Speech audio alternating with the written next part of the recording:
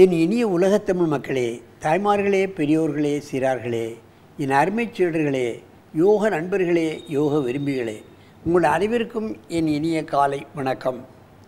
கலைஞர் தொலைக்காட்சி நிகழ்ச்சியில் நலமுடன் வாழ என்னும் பிரிவில் யோகாசனத்திற்கு அதிக முக்கியத்துவம் தரப்பட்டிருக்கின்றது. காலை வேளையில் முதல் நிகழ்ச்சியாக தரப்பட்டிருக்கிறது. அதைத்தான் கவனிக்க வேண்டும். கலைஞர் தொலைக்காட்சியின் அதிபர் கலைஞர் செய்கிறார்கள், அவருடைய சீடர்களெல்லாம் செய்கிறார்கள், குழந்தைகளெல்லாம் செய்கின்றது. அதைத்தான் கவனிக்க வேண்டும். குழந்தைகளுடைய கலைஞருடைய பிள்ளைகள் எல்லாரும் ஒரு ஆசிரியர் வைத்து செய்து கொண்டிருக்கிறார்கள். அதனுடைய பலன்களை தெரிந்து கொண்டிருக்கின்ற காரணத்தினால்தான் காலங்காலமாக இது நடைபெற்று கொண்டிருக்கின்றது. வேறு எந்த தொலைக்காட்சியிலும் 15 ஆண்டு 20 ஆண்டு இது நடைபெறுவது இல்லை என்பதை நீங்கள் தெரிந்து கொள்ள வேண்டும். இது மக்களுக்கு பயனளிக்கக்கூடியது, நோயற்ற வாழ்வுக்கு வழிகாட்டக்கூடியது. நோயில்லாமல் வாழலாம், நாமே நமக்கு டாக்டராக மாறிக்கொள்ளலாம். அந்த நிலையில் நம்ம அரங்கிற்கு பூஜித் நகுலா, வயது 7, செகண்ட் ஸ்டாண்டர்ட், SUOA ஸ்கூல் அண்ணா நகரில் படித்து கொண்டிருக்கிறார். அடுத்து இவரை பற்றி நான் சொல்ல வேண்டியதில்லை. தொடர்ந்து பல நிகழ்ச்சிகளை நமக்கு தந்து கொண்டிருக்கின்றார் சந்திரேஷ், 9 வயது, ACMH ஸ்கூல் குளத்தூரில் இருந்து வந்திருக்கிறார்கள். 2 பேரும் சக்கராசனம் செய்ய போகிறார்கள். இது மிக மிக முக்கியமான ஆசனம் சக்கராசனம். இந்த ஒரு ஆசனத்தை செய்து கொண்டே பிள்ளைகளை நம்ம அனுப்பிவிடலாம். அவ்வளவு சுறுசுறுப்பை தரக்கூடியது. முதுகெலும்பை முன்னாலும் வளைப்பதில்லை, பின்னாலும் வளைப்பதில்லை. முதுகெலும்பை வளைத்து விட்டாலே அவர்களுக்கு பிளட் சர்க்குலேஷன் உச்சியிலிருந்து உள்ளங்கால் வரைக்குள்ள அப்படியே ஃப்ளாஷ் ஆயிரும், நுரையீரல் விரிந்துவிடும்.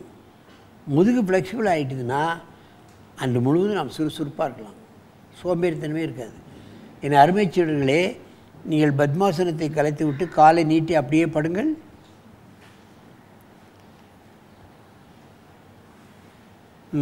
மெதுவாக தூக்கணும், வேகமாக தூக்கக்கூடாது. நல்ல கலையை அமைச்சு தூக்கு. Very good. பாருங்கள், எங்கே யார் முதுகை நாம் முன்னால் வளைப்பதும் இல்லை, பின்னாலும் வளைப்பதும் இல்லை. ஒரு 15, 20 வயசு 30 வயசு ஆகிவிட்டாலே ஏதாவது ஒரு பேனா கிளை விழுந்தால் நாம் குறிந்து எடுப்பதில்லை, நாம் குழந்தைகளை விட்டு தான் அந்த பேனை எடுக்க சொல்கிறது. அந்த நிலைக்கு நாம் உடல் அப்படியே விரைப்புத்தன்மை ஆகிவிடுகிறது, ஓல்டேஜ் ஆகிவிடுகிறது. மெதுவாக இறக்குங்கள், நீண்ட மூச்சு வாங்கி கொள்ளுங்கள். இப்பொழுது அப்படியே தலையை எங்கே வை, இங்கே வை, காலங்க ரேட்டு அப்படிதான்.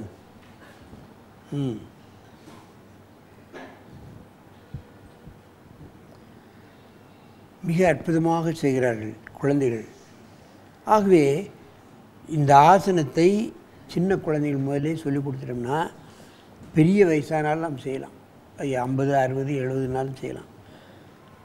சரி, நம்ம சின்ன பிள்ளையில் யாரும் சொல்லித்தரல அப்படின்னா வீட்டில் நம்ம பெரியவங்க பல பிரச்சனைகளுக்கு ஆள்பட்டிருப்பார்கள். முதுகு வலி, கழுத்து வலி, முட்டுக்கள் வலி, ஹிப்பு வலி, இதெல்லாம். இந்த ஒரே ஆசனத்தை கீழே 4-5 தலையணையை வைத்து அப்படியே படுத்து இந்த ஆசனத்தை செய்தாலே இந்த சக்கராசனத்துடைய முழு பலனும் கிடைத்துவிடும். அல்லது 2 பேர் அங்கேயும் இங்கேயும் 2 பேர் கையை கோர்த்துக்கிட்டு நம்ம தூக்கி அப்படியே அவர்களுக்கு உதவி செய்யலாம். எப்படியாவது முதுக பின்னால் வளையணும், அவ்வளோதான். மெதுவாக இறக்குங்கள், அப்படியே எழுந்திருங்க. தலையை அங்கே வச்சு இங்கே கால் நீட்டு, அந்த பக்கம் வை. டேய், அங்கே வைட தலையை, இங்கே அங்கே அங்கே திரும்ப கால் என் பக்கம். தூக்கு.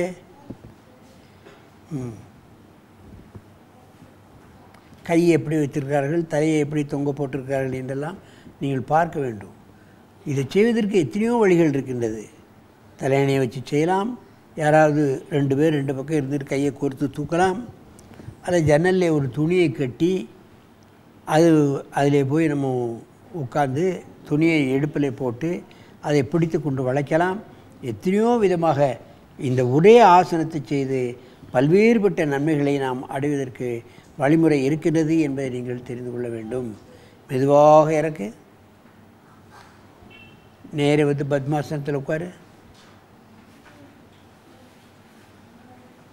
முன்ன போ 2 வரும். என் அருமை பெரியோர்களே, தாய்மார்களே, இது போன்ற ஆசனங்களை குழந்தை பருவத்திலேயே நாம் பக்கத்தில் இருந்து அதை கற்றுக் கொடுக்க வேண்டும். முதலில் நாம் செய்ய வேண்டும், பிறகு அவர்கள் கற்றுக் கொடுக்க வேண்டும். நாம் செய்தால் நிச்சயமாக குழந்தைகள் பழகிவிடும். நம்மளை பார்த்தே அது பண்ணும். பிறகு நம்மளே தப்பாக பண்ணுறோம்னு ஒரு திருத்தக்கூடிய அளவுக்கு குழந்தைகள் வந்துவிடும். அதுதான் இன்றைக்கு உண்மை. எத்தனையோ டிவி நிகழ்ச்சிகளை பார்த்து அது மாதிரி வசனங்கள் பேசும், அது மாதிரி டான்ஸ் ஆடும் பார்க்கலாம். ஆகவே சக்கராசனத்தை எல்லா தரப்பினரும் செய்தாலே அவர்களுக்கு நோய் என்பதே வராது. அதுதான் உண்மை. ஆகவே இது போன்ற ஆசனங்களை சின்ன குழந்தைகளை முதல் அதை கற்றுக் கொடுத்து நோயற்ற வாழ்வுக்கு அவர்களுக்கு வழிகால வேண்டும் என்று கேட்டு உங்களிடமிருந்து விடைபெறுவது ஆசனம் ஆண்டியப்பன். வணக்கம்.